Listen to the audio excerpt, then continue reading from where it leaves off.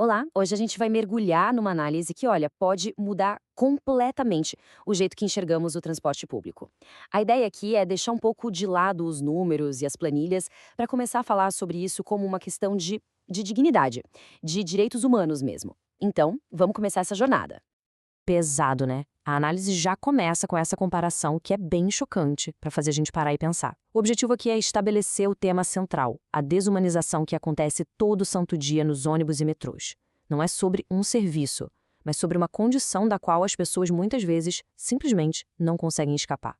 Para a gente entender a fundo o problema, primeiro a gente precisa entender a linguagem que descreve esse problema. Vamos começar com um termo que é chave, que define a relação de milhões de pessoas com o transporte público. Então, o ponto crucial é este. Quando se fala em usuário cativo, não é porque o sistema é tão bom que cativou a pessoa. Não, é exatamente o contrário. Significa que a pessoa está presa, ela é refém de um sistema que, vamos ser sinceros, ninguém escolheria se tivesse outra opção. E essa frase, nossa, ela resume efeitamente o sentimento geral. É uma descrição brilhante da insatisfação universal com a experiência do transporte público. Vira um ciclo vicioso, né? O serviço é tão ruim que afasta quem poderia usar e, com isso, sobrecarrega ainda mais quem não tem outra escolha. Ok, agora que a gente já entendeu o conceito de usuário cativo, vamos ver como isso se manifesta na vida real, no dia a dia. Porque veja bem, não é uma ideia abstrata. É uma luta diária que vai muito além de um simples atraso, afetando o tempo, o corpo e até a mente das pessoas. Agora, o que é bem interessante aqui é essa ideia de que o deslocamento, a viagem em si, não é o objetivo de ninguém. Cada minuto perdido num ônibus lotado é, na verdade, um minuto roubado da vida, da família, do descanso, do lazer. O transporte acaba se tornando um obstáculo entre a pessoa e aquilo que ela realmente quer ou precisa fazer. 8. Esse número, assim frio e isolado, representa o centro do problema físico que milhões de pessoas enfrentam diariamente. Mas o que será que ele significa? Isso mesmo. 8 pessoas por metro quadrado. E o pior é que isso não é um acidente, não é um dia ruim. É o que é projetado tecnicamente, o que chamam de nível de conforto. É o padrão oficial que, na prática, normaliza uma situação completamente desumana. Para a gente sentir de verdade o que isso significa, a palestra nos convida a fazer essa visualização.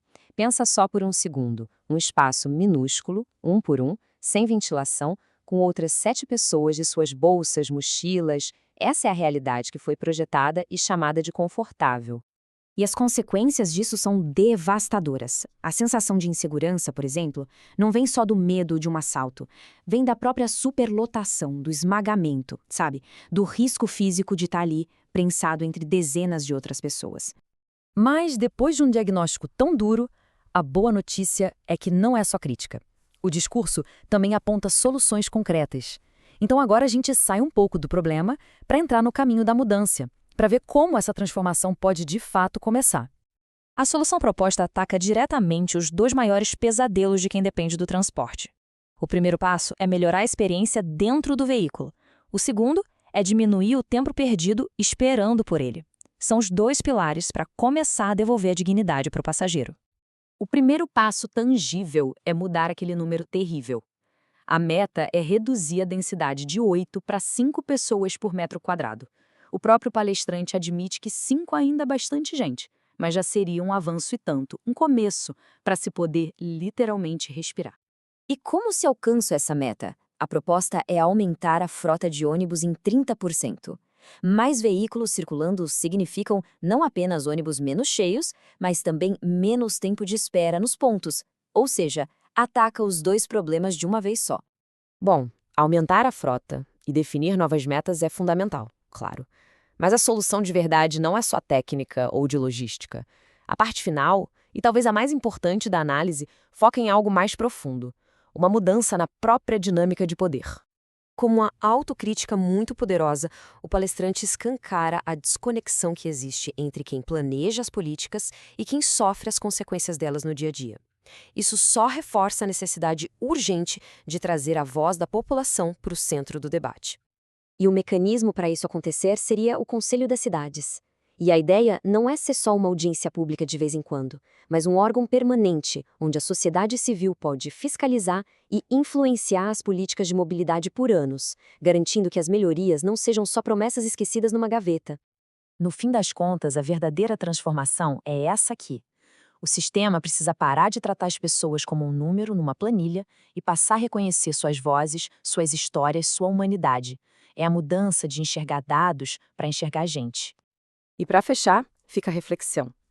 Olhar para o transporte público com essa nova lente é o primeiro passo para exigir e construir um sistema que sirva às pessoas, e não o contrário. A pergunta que fica no ar para cada cidade é: o sistema trata quem o utiliza como clientes que precisam ser conquistados ou como prisioneiros que não têm para onde fugir?